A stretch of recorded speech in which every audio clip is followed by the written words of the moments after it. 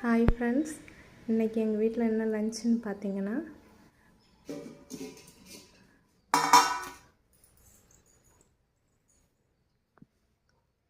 சுட சுட சோறு,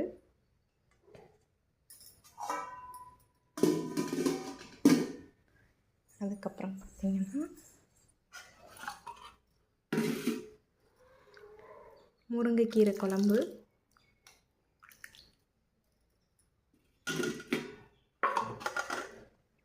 அப்புறம் ரசம்,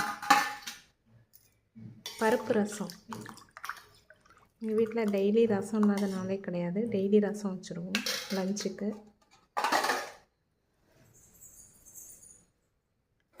அடுத்தது பார்த்திங்கன்னா பீட்ரூட் பொரியல்.